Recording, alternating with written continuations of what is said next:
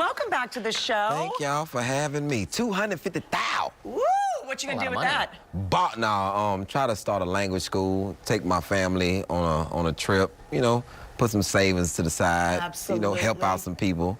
You know, I got some plans for 250,000. Very specific plans. And when you're on stage, obviously you make it look easy. Making people laugh is not easy. But do you find that a lot of your material just comes from living your life as a husband and a dad? Everyday life. It's everyday life, and my friends, you know, and I get a lot of material out the barbershop. That's where all our good conversations go on in the barbershop.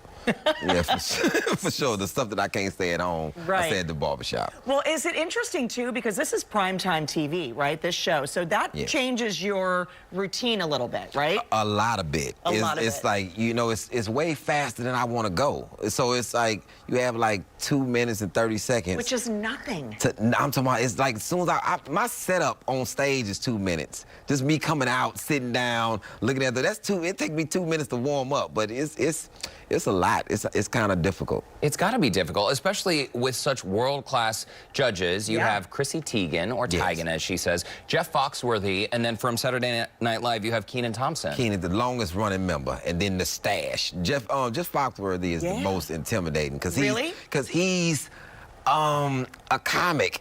You know, he's a comic. You know, Kenan is a comedic actor. Chrissy Teigen is like a fan of comedy. Right. But Jeff is like the one. Like you performing and you looking at him to see if he's laughing. Or not. Because he's old school, too. He's been around for a long time. Been around for a long time. So your story, for people that don't know, I think is super interesting. You were incarcerated for 6 years, right? 6 years, yes. And I mean, we could talk about the life lessons and all that, but did you pull any funny stuff from that? Is that even funny? The way I tell the stories of things that happened there, because I did a special on Comedy Central where I did the whole thing in prison, in front of prisoners, to show twofolds, that you can come out of that place and make something out of yourself, and to show them what it takes to actually do it.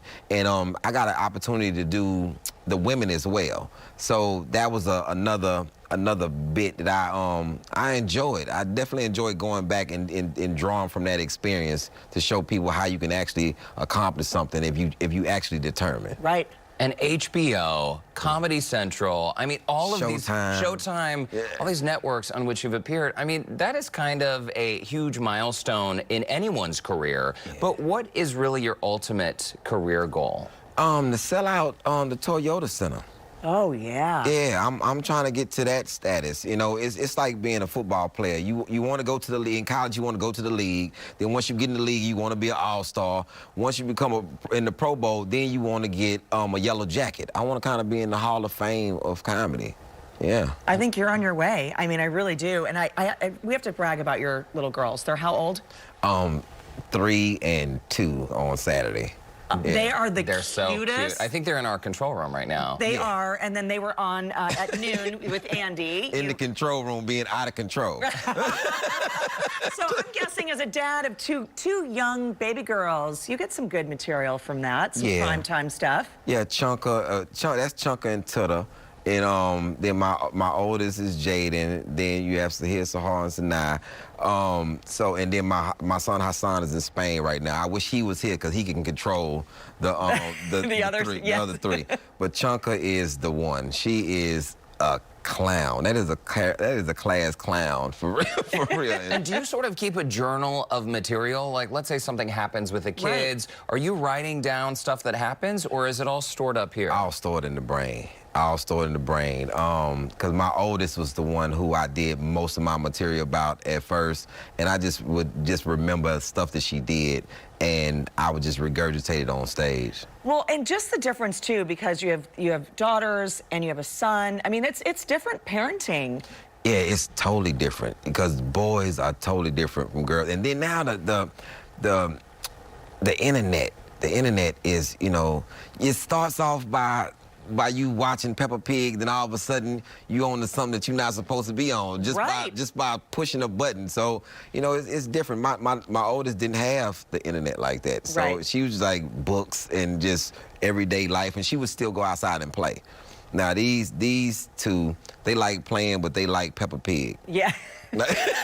Who doesn't like Peppa Pig? She's adorable. So listen, obviously we're going to tune in and watch tonight, but before we let you go, I want to talk a little bit about your advocacy work to try to improve leadership in Houston. What do you mean by that? You have to have a better example. Like I had certain examples growing up, and nowadays it's like with the internet again, it's people, you know, they relish in bad things. You know, it's like a lot of bad influences out there.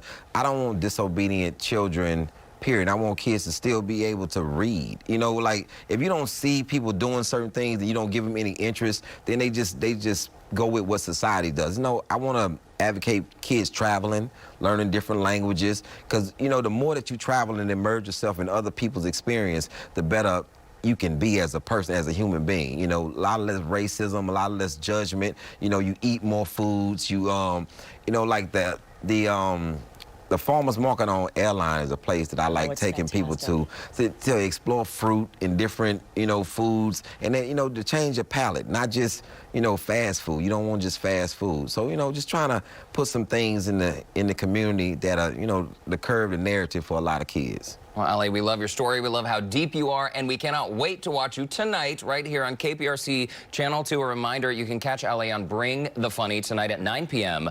right here on Channel 2. And I think you're going to win this money. I think so, too. Will you keep in touch? Yes, I will. If I win, I'll come right back here with the money in a bag like Floyd Mayweather. Yeah, how about when I win? When I win. When I win. Great to see you. Thank y'all so much for having me. Still to come, how to